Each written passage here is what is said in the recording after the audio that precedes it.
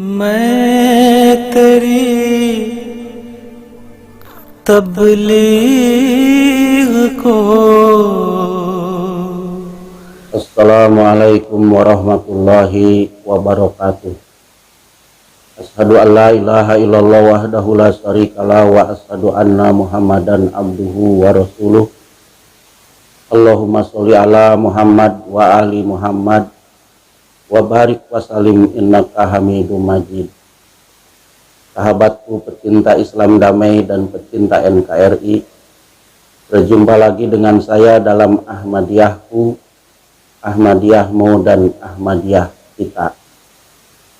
Pada bagian pertama video ini saya telah menyampaikan negara dan mainstream umat Islam di tanah air yang umumnya berpaham ahli sunnah wal jamaah atau sunni, tidak ada yang menolak atau kontra dan bahkan seutuhnya menerima khilafah ala minhaji nubuwah, khulafaur rasyidin al-mahdiyyin, kekhalifahan Hazrat Abu Bakar As-Siddiq radhiyallahu ta'ala anhu, Hazrat Umar ibnu Khattab radhiyallahu ta'ala anhu, Hazrat Utsman ibnu Affan radhiyallahu ta'ala anhu, Hazrat Ali ibnu Abi Thalib radhiyallahu ta'ala anhu, sebagai pengganti penerus baginda Nabi Muhammad sallallahu alaihi wasallam. Lalu, kenapa negara dan mainstream umat Islam tanah air menolak sistem khilafah atau khilafah Islamiyah yang selama ini dipropagandakan HTI, FPI, kelompok yang telah dibubarkan pemerintah, dan juga Khilafatul Muslimin pimpinan Abdul Qadir Hasan Baroja. Pecinta Islam damai dan pecinta NKRI, khilafah Islamiyah tidak sama dengan khilafah ala minhaji nubuwah, khulafaur rasyidin al-mahdiyyin.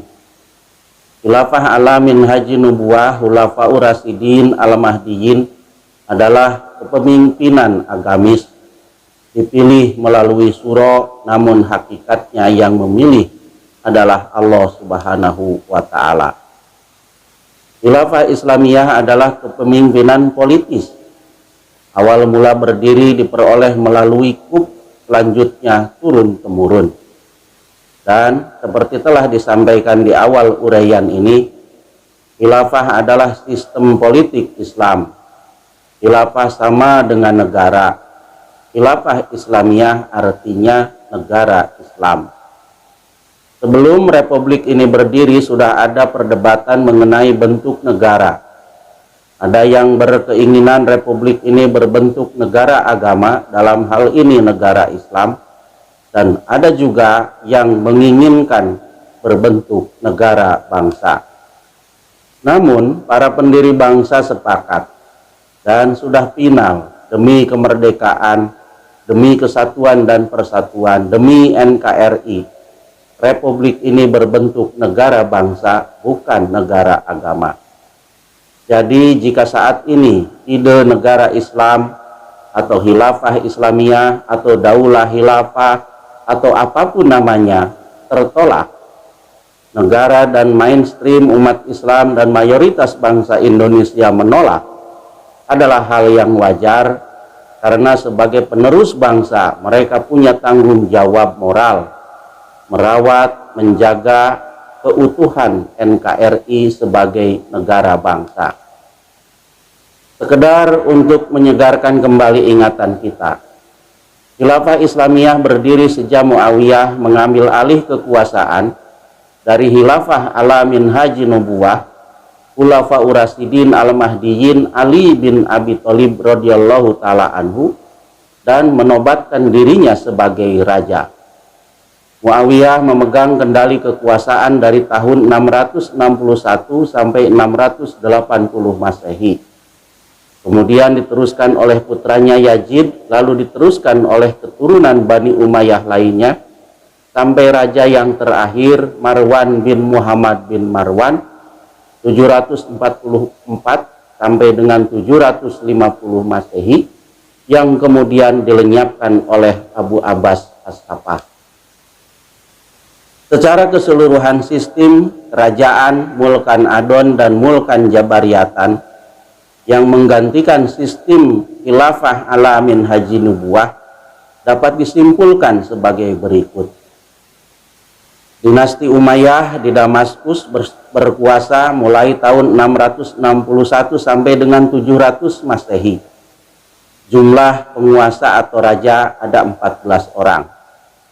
Dinasti Abbasiyah di Baghdad berkuasa dari tahun 750 sampai dengan tahun 1258 Masehi. Jumlah penguasa atau raja ada 37 orang. Dinasti Abbasiyah di Kairo mulai berkuasa dari tahun 1261 sampai 1517 Masehi. Jumlah penguasa atau raja sebanyak 18 orang. Dinasti Utsmaniyah di Turki berkuasa mulai tahun 1517 sampai dengan 1924 Masehi. Jumlah penguasa atau raja sebanyak 36 orang.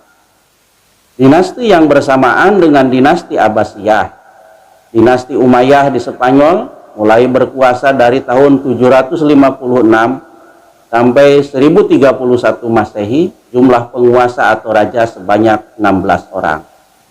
Dan dinasti Fatimiyah di Mesir berkuasa dari tahun 909 sampai dengan 1171 Masehi dengan jumlah penguasa sebanyak 14 orang. Jumlah khilafah raja atau penguasa seluruhnya berjumlah 135 orang. Dinasti Turki Utsmani berakhir pada 3 Maret 1924 setelah Mustafa Kemal Pasha meruntuhkannya dan menggantinya dengan sistem demokrasi sekuler berlangsung hingga hari ini. Masa kekuasaan Mulkan Adon dan Mulkan Jabariyatan berlangsung sekitar 1263 tahun, dari 661 sampai dengan 1924 Masehi. Adakah dalil atau nas yang mereferensi berdirinya kerajaan-kerajaan atau dinasti-dinasti itu? Ada. Nabi Muhammad SAW mengabarkan, setelah masa khilafah ala minhaji nubuwah akan berdiri kerajaan-kerajaan atau dinasti. Kemudian adalah masa kerajaan yang menggigit Mulkan Adon, adanya atas kehendak Allah.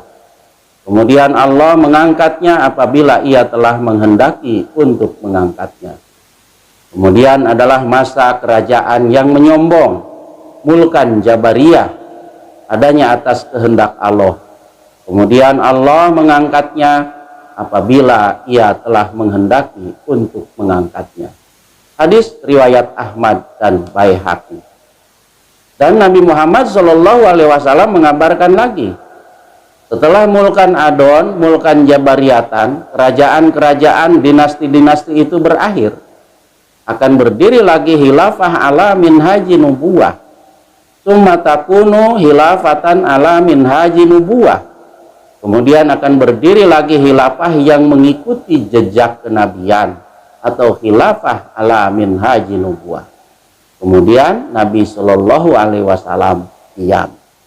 Hadis riwayat Ahmad dan Baihaqi. Menurut hadis ini akan terjadi 5 era kepemimpinan dalam perjalanan sejarah Islam dan umat Islam. Pertama, era nubuwah atau kenabian.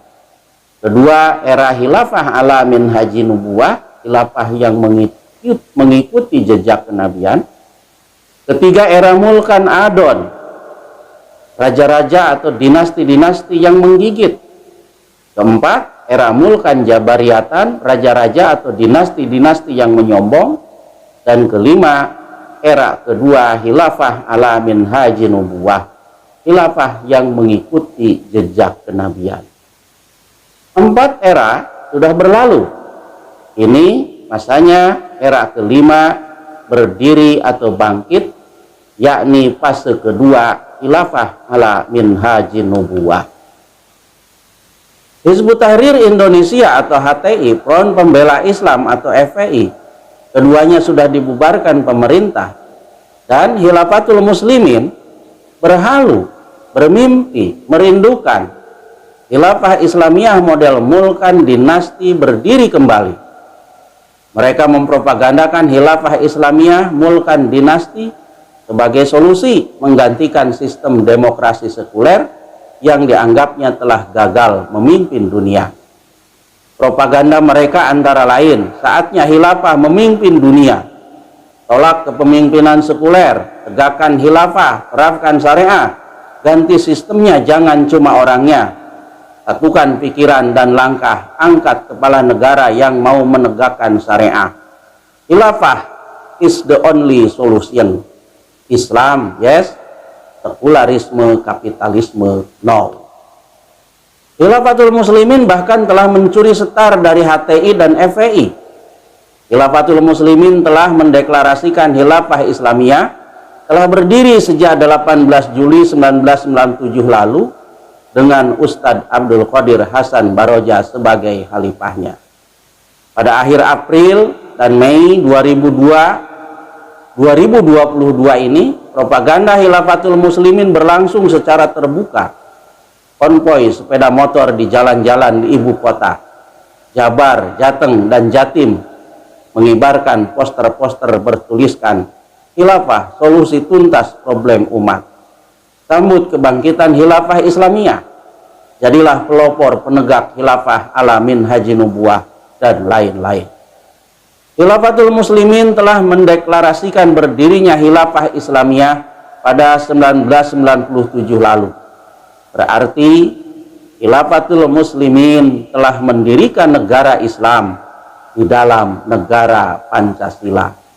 Khilafah Islamiyah sama dengan negara Islam. Tentu saja negara mainstream umat Islam Indonesia dan mayoritas elemen masyarakat bangsa Indonesia lainnya menolak Khilafah Islamiyah model HTI, FPI maupun Khilafatul Muslimin, yaitu Khilafah Islamiyah mulkan dinasti. Ada 10 alasan kenapa negara mainstream umat Islam dan mayoritas bangsa Indonesia menolak Khilafah Islamiyah HTI, FPI, dan Khilafatul Muslimin.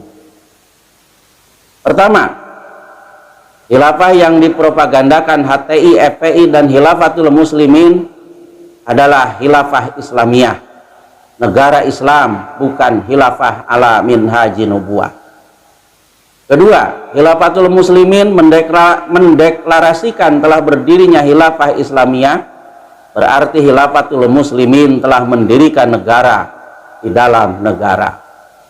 Ketiga, sejak Republik ini berdiri, para pendiri bangsa sepakat Indonesia adalah negara bangsa, bukan negara agama.